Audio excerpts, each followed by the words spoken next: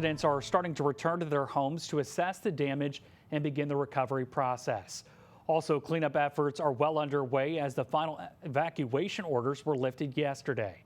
3 weeks after the evacuation orders were given, residents returned with hope that they can salvage any personal items and reunite with their neighbors.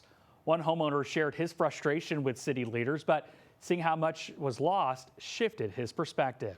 I saw when, the president came and had a little bit of a standoff with Karen Bass, and, you can understand both. Obviously, what he's saying, we all feel. We want to get in to see our house. We need closure, but it also has to be safe.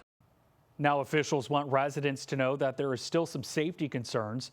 There's no power in some neighborhoods, and they are still concerned about hazardous materials, so anyone returning should try to limit their time if they can. Now to an important reminder this week, you've only got a few more days to get your property taxes